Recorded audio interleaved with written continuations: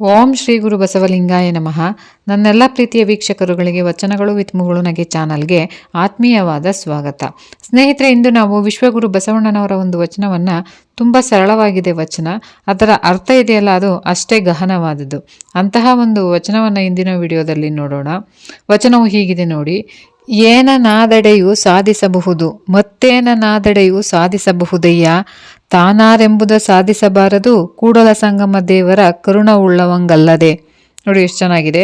ಏನನಾದಡೆಯೂ ಸಾಧಿಸಬಹುದು, ಮತ್ತೇನನಾದಡೆಯೂ ಸಾಧಿಸಬಹುದಯ್ಯ, ತಾನಾರೆಂಬುದ ಸಾಧಿಸಬಾರದು, ಕೂಡಲ ಸಂಗಮ ದೇವರ ಕರುಣವುಳ್ಳವಂಗಲ್ಲದೆ. ಮನುಷ್ಯನ ಅಸ್ತಿತ್ವದ ಒಂದು ಮೂಲಭೂತ ಪ್ರಶ್ನೆಯನ್ನೇ ನಮ್ಮ ಮುಂದೆ ತಂದಿಡುತ್ತೆ ಇಂತಹ ಒಂದು ವಚನ. ಇಂತಹ ಒಂದು ವಚನದ ಒಂದೊಂದೇ ಸಾಲನ್ನು ಬಿಡಿಸಿ ನೋಡೋಣ. ಮೊದಲು ಎರಡು ಸಾಲುಗಳು ಏನನಾದಡೆಯೂ ಸಾಧಿಸಬಹುದು, ಮತ್ತೇನನಾದಡೆಯೂ ಸಾಧಿಸಬಹುದಯ್ಯ. ಅಂದರೆ ಮನುಷ್ಯನ ಶಕ್ತಿಗೆ ಮಿತಿನೇ ಇಲ್ಲ ಅಂತ ಹೇಳಿದ ಹಾಗೆ ಮೇಲ್ನೋಟಕ್ಕೆ ಹಾಗೇನೆ ಕಾಣೋದು. ಜಗತ್ತಿನಲ್ಲಿ ನಾವು ಏನು ಬೇಕಾದರೂ ಸಾಧಿಸ್ಬೋದು, ಎಂಥ ಎತ್ತರಕ್ಕೆ ಬೇಕಾದರೂ ಏರ್ಬೋದು ಅನ್ನೋ ಒಂದು ಭರವಸೆಯ ಮಾತುಗಳು ಇವು. ಆದರೆ ನೋಡಿ, ಇಲ್ಲಿ ಬಸವಣ್ಣನವರು ಕೇವಲ ಹಣ, ಅಧಿಕಾರ, ಕೀರ್ತಿ ಇಂತಹ ಲೌಕಿಕ ಸಾಧನೆಗಳ ಬಗ್ಗೆ ಮಾತ್ರ ಮಾತನಾಡುತ್ತಿಲ್ಲ.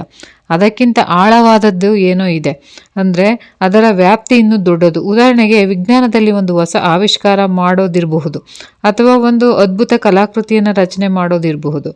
ಯಾವುದೇ ಒಂದು ಬಾಹ್ಯ ಕ್ಷೇತ್ರದಲ್ಲಿ ಮನುಷ್ಯನ ಸಾಧನೆಗೆ ಮಿತಿಯೇ ಇಲ್ಲ ಅನ್ನೋದನ್ನು ಈ ಸಾಲುಗಳು ದೃಢಪಡಿಸುತ್ತೆ. ಇಲ್ಲಿಂದಲೇ ನೋಡಿ, ಈ ವಚನ ಒಂದು ಕುತೂಹಲಕಾರಿ ತಿರುವು ಪಡೆಯುತ್ತೆ.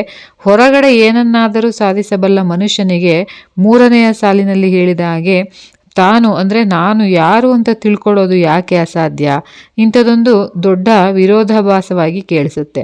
ಅಂದರೆ ಈ ವಚನದ ನಿಜವಾದ ಸೌಂದರ್ಯ ಮತ್ತು ಅದರ ಗಹನತೆಗೆ ತಾನಾರೆಂಬುದು ಅಂದರೆ ಸುಮ್ಮನೆ ನಮ್ಮ ಹೆಸರು, ನಮ್ಮೂರು, ನಮ್ಮ ಹುದ್ದೆ ತಿಳ್ಕೊಳ್ಳೋದಲ್ಲ. ಅದು ಆತ್ಮಜ್ಞಾನ, ಅಂದರೆ ಸ್ವಯಂ ಅರಿವಿನ ಒಂದು ಆಳವಾದ ಅನ್ವೇಷಣೆ. ಈಗಿನ ಕಾಲಕ್ಕೆ ಹೋಲಿಸೋದಾದರೆ ಈ ನಮ್ಮ ಸೋಷಿಯಲ್ ಮೀಡಿಯಾ ಪ್ರೊಫೈಲ್ಗಳಿದೆಯಲ್ಲ, ಅದೇ ನಾವು ಅಂತ ಅಂದ್ಕೊಂಡಿರ್ತೀವಿ. ಆದರೆ ಬಸವಣ್ಣನವರು ಹೇಳ್ತಿರೋದು ಅದಕ್ಕಿಂತ ಸಂಪೂರ್ಣ ಭಿನ್ನವಾದ ಒಂದು ಆಂತರಿಕ ಅಸ್ತಿತ್ವದ ಬಗ್ಗೆ. ಹಾಗಾದರೆ ಆ ಸ್ವ ಅಥವಾ ಆ ಆತ್ಮ ಸ್ವರೂಪದ ಏನು ಲಿಂಗಾಯತ ತತ್ವದ ಪ್ರಕಾರ ಇದನ್ನು ಹೇಗೆ ವಿವರಿಸಬಹುದು ಅಂದರೆ, ಲಿಂಗಾಯತದ ಒಂದು ದೃಷ್ಟಿಕೋನದ ಪ್ರಕಾರ ಪರಮತತ್ವ ಅಂದರೆ ಶಿವ ಅನ್ನೋದು ನಿರಾಕಾರ. ನಿರಾಕಾರ ಅಂದರೆ ಅದಕ್ಕೆ ರೂಪ ಇಲ್ಲ ಅಂತನಾ? ಅಲ್ಲ, ಅದಕ್ಕೆ ಒಂದು ನಿರ್ದಿಷ್ಟವಾದ ಆಕಾರ ಇಲ್ಲ, ಅದು ಎಲ್ಲೆಡೆ ಇರುವ ಒಂದು ಚೈತನ್ಯ. ಹೀಗೆ ಯೋಚಿಸಿ, ಗಾಳಿ ಎಲ್ಲೆಡೆ ಇದೆ, ಆದರೆ ಅದಕ್ಕೊಂದು ಆಕಾರ ಇದೆಯಾ? ನಾವು ಅದನ್ನು ಉಸಿರಾಡುವಾಗ ಮಾತ್ರ ಅದರ ಇರುವಿಕೆ ನಮಗೆ ಅನುಭವಕ್ಕೆ ಬರುತ್ತೆ. ಹಾಗೆಯೇ ಆ ಪರಮ ಚೈತನ್ಯ ನಮ್ಮೊಳಗೆ ಇದೆ.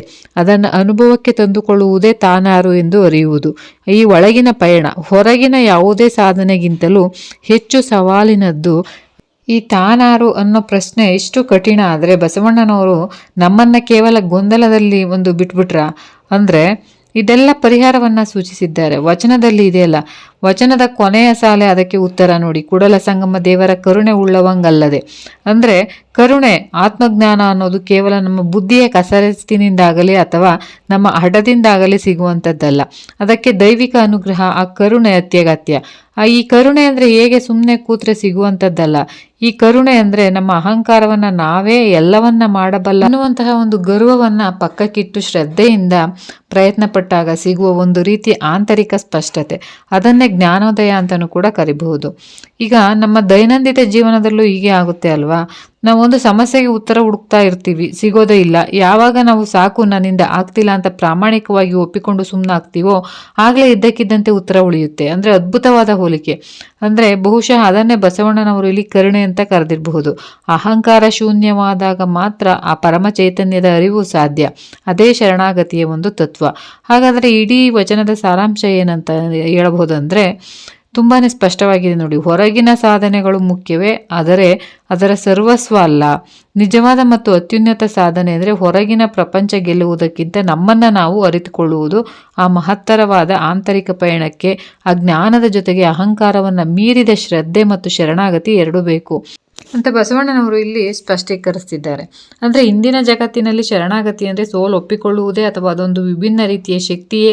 ಇದರ ಬಗ್ಗೆ ಯೋಚಿಸಬೇಕಾಗಿದೆ ಅಂತ ಹೇಳ್ತಾ ಮುಂದಿನ ವಿಡಿಯೋದಲ್ಲಿ ಇನ್ನೂ ಹೆಚ್ಚಿನ ಒಂದು ಮಾಹಿತಿಯೊಂದಿಗೆ ಸಿಗುವೆ. ಎಲ್ಲರಿಗೂ ಕೂಡ ಶರಣಾರ್ಥಿಗಳು.